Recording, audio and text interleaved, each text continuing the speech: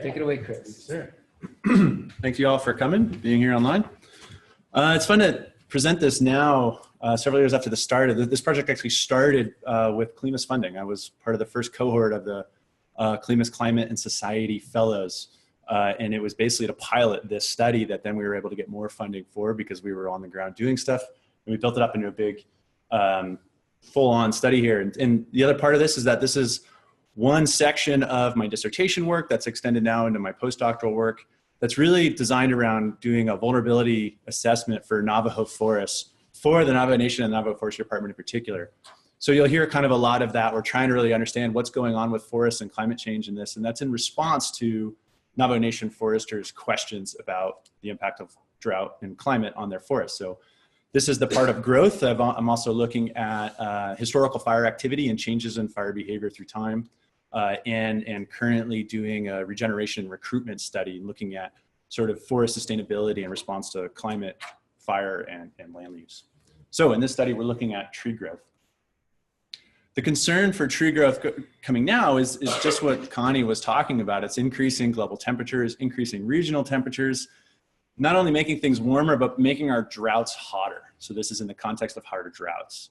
The problem with rising temperatures, especially during a drought, is the effect of temperature on atmospheric moisture demand, which we can quantify here with vapor pressure deficit. So basically, as temperature goes up, we have a nonlinear increase in the demand of the atmosphere for moisture. So it's going to suck water right out of the soil. It's going to suck moisture right out of trees. And trees can keep up to a point, but as Bashir's that I'll show here, they start to decline in the amount that they can transpire. And that's what puts these trees at risk factors for drought-induced mortality through various mechanisms, but trees die in droughts. And we see this in the tree ring record. It seems like every reconstruction that comes out says this is the worst year in the last 500 years, the last 1,000 years. So we have 2002 across the broader Southwest, 2014, and then 2015 in California, showing really extreme levels of drought conditions as reflected in tree growth. So these are tree reconstructions. And we see this on the ground too. This is a now famous photograph by Craig Allen of pinyon mortality by Ips bark beetle outbreak, but during a very significant 2002 to 2004 drought. And we're seeing it in recent years too in California. Another photo by Craig Allen here of recent tree mortality in the Sierra Nevada, which has been extreme. So what's happening is that as temperatures go up, it accelerates forest disturbance processes. So when we combine drought and high temperatures, we see increases in tree mortality, in the level of bark beetle outbreaks killing trees, and also in the amount of high severity fire that's killing trees. So in this paper that I'm presenting here, this is Park Williams et al.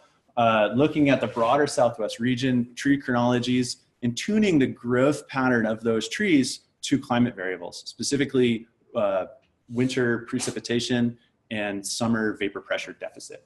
And so when you can figure out what is driving tree growth in terms of those variables, you can model it forward. And so that's what they did with climate projection models, so that they see vapor pressure deficit at the top, making this nonlinear increase over the next century. And that's being driven by warm temperatures. Precipitation is uncertain, but when we look at the Forest Drought Stress Index, so this is this index that Williams et al. Developed based on basically it's tree growth, but it's stress to forests. It goes down, so that's stress increasing with negative numbers, so that by 2050, right in here, the average projected level of tree stress, forest stress in the Southwest region is as bad as the 1580s mega drought. That was the worst drought period in the last 1,000 years, according to this reconstruction. So it's saying that average conditions every other year is going to be as bad as the worst years of the worst drought of the last millennium. So that's a pretty shocking result. When you kind of put that in the context of extreme events, so here we have 2011, that orange open line. This is a year in which we had record VPD levels. We had record fires in Arizona and New Mexico in the same year. And that is going to be the norm. So 2011 is going to be every other year in 2050s. And then we're likely to have a 2011 type event on top of that. So it's another step change in the amount of vapor pressure deficit out there in the summer. And we've never seen levels like that. So what the disturbance patterns look like at that time are incredibly worrisome across management. But this is where my study comes in, is the caveats, right? So what we know about climate impacts on tree growth in this region come from trees and sites like this. These are specifically targeted trees on specifically targeted sites for the purpose of climate reconstruction. These are the classic dendroclimate sites. We're really good at doing this. We've learned a lot over the last century in how to select trees and sites for tree ring chronologies. And so these trees are growing under stress conditions. They're at the ends of their species distribution. Like think of ponderosa pine, as low as you can get on the mountain. These forests have open canopies. They have steep rocky soil that don't hold moisture very well. And they're very old trees with few disturbances. There's a person standing right there. These are huge trees. They're very old.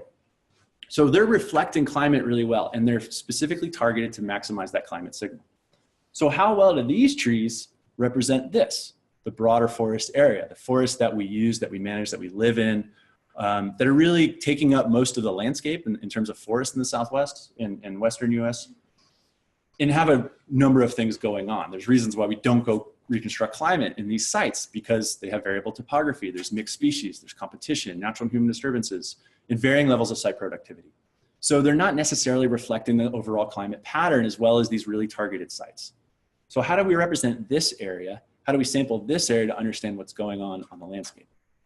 So that's what this study is all about. And we conducted it on the Navajo Nation. This green blob here is our landscape. It's actually two landscapes. It's the Chusca Mountains and the Defiance Plateau on the eastern side of the Navajo Nation.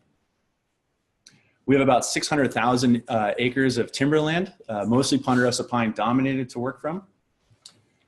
Here's what the Chusca Mountains look like. This is looking south from an area called Narbona Pass. So the Chusca Crest is this flat kind of rolling hill landscape on the right side of the photograph. It drops off on a steep escarpment toward the east, and it grades down to the San Juan Basin off to the left.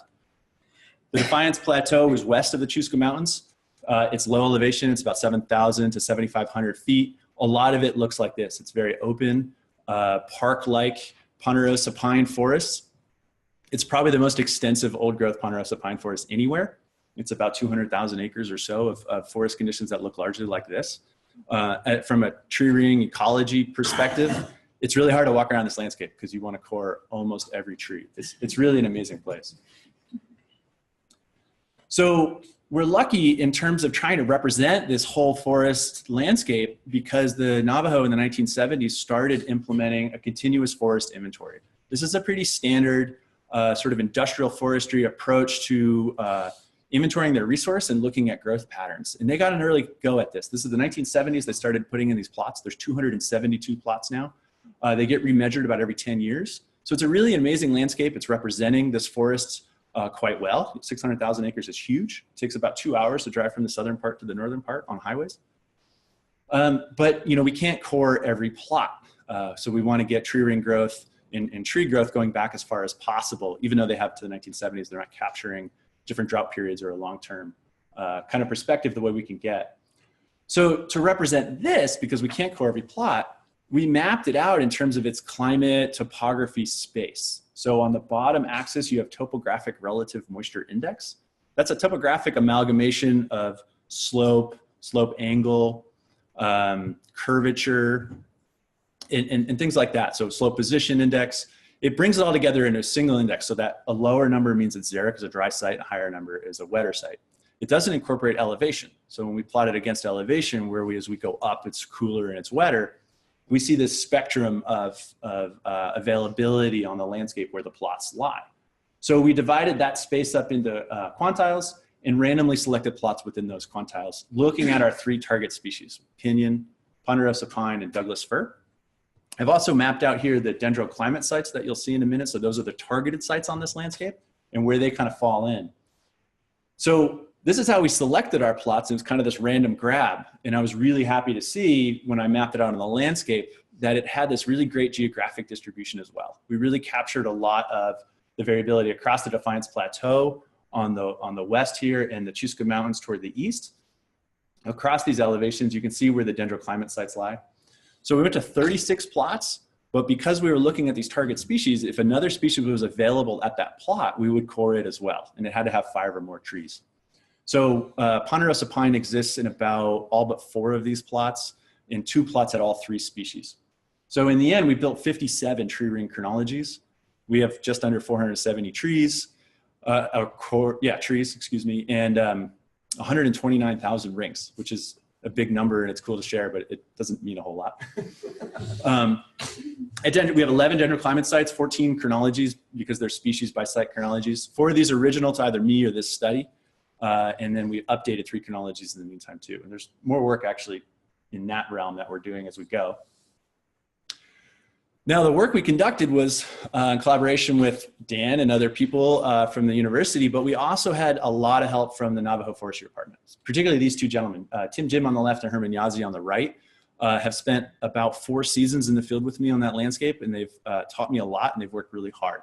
So here I'm learning to navigate the maze of roads up there, and you know, they found our plots and they got into them and they worked really hard. So I'm greatly indebted to these 2, but also the Forestry Department in general for all the contribution that they've done to this work.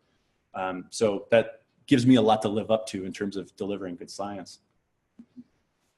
So one thing we wanted to do was look at climate in terms of those dendroclimate sites. What does the variability in climate tree growth look like on this landscape? And so I replicated what Williams et al. Had done in terms of fitting a forest drought stress index. So they took tree growth and then the climate factors that tuned best to it. So it's winter precipitation and previous fall and current summer vapor pressure deficit. Replicating that against the Navajo set of tree ring chronologies, I also got pretty good correlations, 0.76 between the tree rings and instrumental climate. They got 0.91. But when you're looking at, you know, more than 2 states and more than 350 chronologies, you weed out a lot of limiting factors and really get at that climate signal. 0.76, yeah, it's not as strong as theirs, but it's still really good considering it's a pretty small area within this broader chunk. The only other thing to add here is that the contribution of precipitation and VPD, it differs between the broader region and the smaller landscape, but we still have a pretty strong temperature influence on tree growth here. And so what I did is I took this Navajo FDSI and correlated it against all the plot chronologies. So those 57 plots. And when we look at the distribution of those correlations by species, so here's Pinyon, we see pretty high correlations. So this regional climate and these sensitive sites do a really good job at reflecting growth at these random forest sites. In terms of Pinyon and Douglas fir, they do a really good job for low elevation Douglas fir, and the correlations start to break down at higher elevations. So if you look at kind of this area, the Chusca Mountains, it's the highest, wettest area that we sampled. They're really not being well reflected by sort of regional estimates of forest drought stress. Ponderosa pine runs the gamut, and you can see kind of the 2 landscapes split up. So the Defiance Plateau, really good estimates of tree growth going on there. But as we get up into the Chusca Mountains, those break down, and these lighter colors show weaker correlations to Navajo FDSI. And so again, these higher elevations are just not being well recorded by these regional estimates of drought. And there's a lot of forests and productive forests up there to be concerned about. But in terms of management, lower elevation stuff, these regional estimates of what's going to happen in the future could really play out on those landscapes, but not necessarily everywhere. So if we look at what's driving these variability in correlation, it's really it's elevation. So here's the these correlations as a function of elevation. You can see it declining with higher elevation, except for Pinyon. There's not really a relationship with that. But we sampled Pinyon at the highest part of its niche, the upper elevation where it's growing along with ponderosa pine. If we sampled Pinyon down through the Pinyon juniper woodlands to the grassland ecotone, we might have a different pattern. But in terms of ponderosa pine and Douglas fir, they're very similar patterns. Douglas fir, you'll note, is absent in the middle part of the elevation transect that we did. And that's mainly because of historical fire activity kept Douglas fir out of those stands. Those are ponderosa pine, almost pure ponderosa pine stands. I wanted to get a sense for what's going on with growth across these elevations. So I divided ponderosa pine and Douglas fir. I grouped them together and divided it up into 3 groups based on their correlations. So high, mid, and low correlation groups. Effectively, what this gives me is a high correlation group is the low elevation, really climate sensitive sites. The low correlation group is the high elevation, not so climate sensitive sites. So they're responding to other limiting factors than drought per se. Pinyon is kind of on its own. So here are all those plot chronologies, all 57 chronologies divided up by those groups. And you'll see some differences in the growth patterns. You know, all these squiggly lines, there's a lot of noise, especially in the 20th century, up the upper elevation. All these plots are kind of doing their own thing. Whereas if you look at, the lower elevation sites, all these plots are beating to the same drum of climate. They're really reflecting intervariability in temperature and precipitation quite well, all at the same time. Pinyon, very similar. It's very climate sensitive. So I stared at this for a while, trying to figure out kind of what the next steps would be. And I kind of honed in on this end period, because at least at the upper elevations, I start to see this phase change. It looks like they're kind of getting more synchronous in their growth, and they're getting more variable. If you look at the range in tree growth out here versus in the middle of the 20th century, it's totally different. And it's starting to look a lot more like these guys. So I wanted to test that. I tested it 2 ways. One is to look at expressed population signal, which is a standard metric within dendroclimatology to assess how well trees are communicating with each other, so to speak, or all reflecting the same common signal. But instead of doing this by trees, I did this by plots. So the red line is that low correlation upper elevation Chuskas group. And it seems to be kind of going up. There's a lot of variability in it. It's not as strong as these other groups. But the last 30-year period right there is within the range of variability of these ones.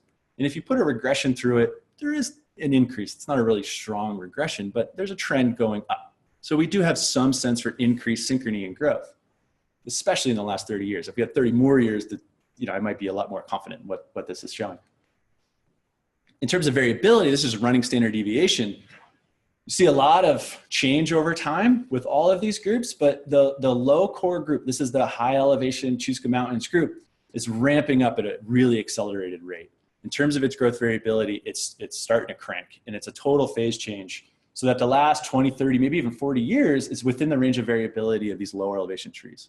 So this is showing me in terms of limiting factors impacting growth, it's become like a low elevation site in the last 20, 30 years. Now, there's a lot of reasons that could happen. We have carbon and nitrogen fertilization. There's some management, although we try to avoid it in our sampling. But what I think it is, it's aridity. I think it's temperature-driven aridity at higher elevations. And I'll show you one reason why I think that. This is a lake called Whiskey Lake on the top of the Chusca Mountains. I'm working with Becky Bryce, who's one of Connie's graduate students. So she's in geography in the Tree Ring Lab and also a CLIMAS graduate student. We're using remotely sensed data to map the lake area of all the lakes in the Chusca Mountains. I'm just showing one here. So this is June 1988. That lake was full. June 2014, Dan and I were there. It was very dry. And so we kind of can look at this trend over time and see that this lake has this progressive drying all the way down to about present. Although this past summer it was pretty full because of a good snowpack year. And what Becky's found in her research is that it's not necessarily declining precipitation or snowpack that's impacting this, it's increasing temperature. So just like Connie showed with the runoff efficiency, the efficiency of these lakes filling seems to be being influenced by temperature. And so there's less water available to fill the lakes because of increased temperature and vapor pressure deficit. There's less water available for tree growth because of the same thing in the same landscape. So we have growing patterns of aridity, synchronizing growth, raising variability in tree growth. Trees are starting to respond a lot more to these limiting factors. So when I talk to managers about this, it's important to like look at those climate projections like the Williams-All paper I showed you, take them very seriously. They're very well done, excellent science, but the patterns they're showing are not going to be universally distributed across the landscape. There's going to be areas that are going to succumb. There's going to be areas that are not. And what we need to do is a lot more research to figure out how that's going to play out and what we can do to mitigate those impacts. So in this case, we're able to look at that variability in forest response to climate across the whole landscape and say, at 8 plots, at least 20% of the landscape, we have a different pattern going on through the 20th century. They haven't really responded to drought in the same way. So these regional estimates really aren't getting at what's happening on that part of the landscape. But as I showed, that story may be changing. The conditions may be changing there. And the next thing to really understand is, are these trees that haven't been impacted by drought for their whole lifespans now going to be as resilient as trees that have been living in drought for hundreds of years and can really respond quite well when they need to shut down or turn on? Is the rate of change going to really capture these trees in sort of a vulnerable point? And so that's something that we mechanistically don't really understand that well, and it's kind of got to wait and see, but we also need to do some more work to figure that out. So to wrap up, as I said, I'm really indebted to the Navajo Forestry Department. Alex Vicente, the head forester, Frankie Thompson, Tim Jim, Herman Yazzie, and Sadie Johnson have contributed a tremendous amount to this study. We've been funded by the nation itself, the Bureau of Indian Affairs, EPA, and as I mentioned, CLIMAS has also supported this study a lot. So again, thanks to all the lab crew that I had. And I guess we could do some more questions, or if there's a minute for clarifying questions. Yeah, now. let's do what we did. Thank you, Chris. Yeah, thank you all. Let's do the same thing. Is there a clarifying-ish question for Chris? Yeah, please, Kathy. You didn't talk a lot about wildfire, but did any wildfire events in your study area affect your results, the number of trees? They didn't affect the results per se, but we had to eliminate a few plots from selection because they were burned in 2014 in a really high severity fire. So yeah, fire is a whole other dynamic on this landscape. And that's one of the concerns with synchronized anything, is that you can have a spread of disturbances across a broad area when everything's kind of doing the same thing. So fire is definitely something we're looking at very closely. Thank you. I was Chris's field monkey one year, and we happened to be there for a fire. It was that fire. In fact, that 2014. fire, right. Coincidence, guys? That was a talking point for a while there. Did those idiots start the fire? Okay,